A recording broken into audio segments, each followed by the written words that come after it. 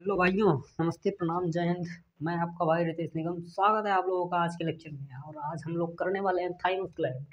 हम लोगों ने पीछे पढ़ लिया था थायराइड एंड पैराथायराइड ग्लैंड, और आई होप कि आपको बहुत अच्छे से वो समझ में आया होगा। तो चलिए आज देखते हैं थाइमस ग्लैंड। थाइमस ग्लैंड, पहले इसकी पोजीशन समझ लेते हैं। इसकी पोजीशन होती है हमारी बिहाइंड द स्टर्नम, यानी कि हमारी ये स्टर्नम जो है इसके पीछे, और वेंट्रल साइड ऑफ आयोर्टा, ये आयोर्टा है उसके आगे होगी, और स्टर्नम है इसके पीछे होगी, यानी आयोर्टा और स्टर्नम के बीच में होगी। Behind the sternum and ventral side of aorta. चलिए इसको लिख लेते हैं। Behind sternum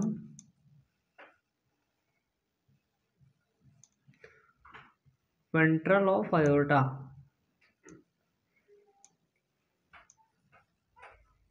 ventral of aorta. ये थाइमस ग्लैंड जो है रिस्पॉन्सिबल होता है इम्यून सिस्टम के लिए। और बॉडी जैसे जैसे ओल्ड होती जाती है उसमें उतना ही कम इम्यून सिस्टम होता है, बहुत ही कम ये रिलीज करते हैं। बी लिम्फोसाइट, टी लिम्फोसाइट कम बनते हैं, जिसकी वजह से इम्यून सिस्टम कम हो जाता है।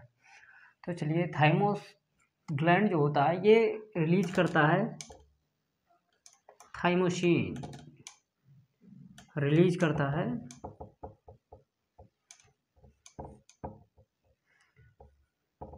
थाइमोसिन। अब थाइमोसिन क्या करता है? थाइमोसिन जो है ये स्टिमुलेट करता है, बेसिकली ये सेल मीडिएटेड इम्यूनिटी और ह्यूमरल इम्यूनिटी के लिए भी रिस्पॉन्सिबल होता है। सेल मीडिएटेड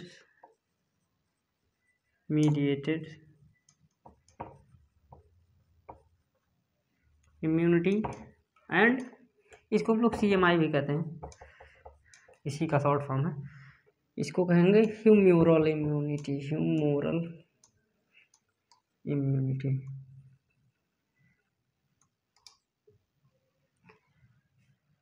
ये हमारे बने होते हैं टी लिम्फोसाइट से, इसको हम टी लिम्फोसाइट भी कह सकते हैं, T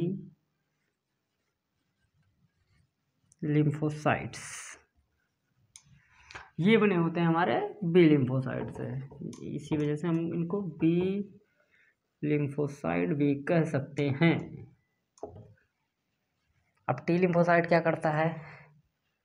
maturation and differentiation of cells, जिससे कि हमारा इम्यून सिस्टम स्ट्रॉन्ग रह सके। और यही ओल्ड एज में कम रिलीज होता है थाइमोसिन से, सेल मीडिएटेड इम्यूनिटी, जिसको टी लिम्फोसाइट कहते हैं। इसी से बनता है सेल मीडिएटेड इम्यूनिटी। तो टी लिम्फोसाइट कुछ सेल्स रिलीज करता है, डिफरेंशिएशन या मैच्यूरेशन भी उसको बोल सकते हैं हम लोग। ये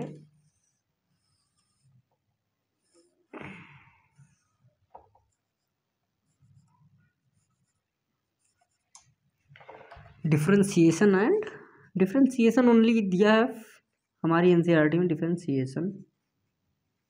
इसको मैच्यूरेशन भी बोल सकते हैं, लिख लेते हैं डिफरेंशिएशन एंड मैच्यूरेशन ऑफ क्या? टी हेल्पर सेल और टी किलर सेल्स का फॉर्मेशन ये करते हैं, और टी सप्रेशर सेल्स और T memory cell, T memory cell. चलिए, सेल मीडिएटेड इम्यूनिटी तो समझ में आ गया। अब ह्यूमरल इम्यूनिटी के बारे में हम समझ लेते हैं कि बी लिम्फोसाइट है जो बना है, ये क्या करता है? ये बेसिकली हमारे एंटीबॉडी को बनाने के लिए रिस्पॉन्सिबल होता है। अब कैसे बनाता है? थाइमोसिन स्टिमुलेट करता है, एक्चुअली स्टिमुलेट करता है किसको? बी लिम्फोसाइट को। तब ये क्या करते हैं? फॉर्मेशन ऑफ प्लाज्मा सेल्स और मेमोरी सेल्स। प्लाज्मा सेल क्या करता है? प्रोडक्शन ऑफ एंटीबॉडी,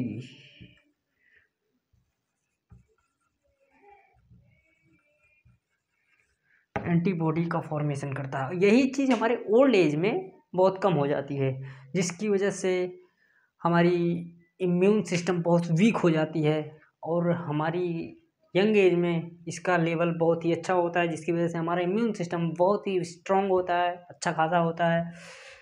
और थाइमस ग्लैंड का हमने पोजीशन बता दिया। और ये हमारे बिटवीन द लंग्स होते हैं, लंग्स के बीच में होते हैं, दोनों लंग्स के बीच में होते हैं, between lungs, between two lungs, between both lungs ऐसे लिख देते हैं, between both lungs. Thymus gland release करता है thymosin, cell mediated immunity, humoral immunity, cell mediated immunity, T lymphocyte, और ये मैच्योरेशन और डिफ्रेंशिएशन करता है T killer cell, helper cell, memory cell, suppressor sales.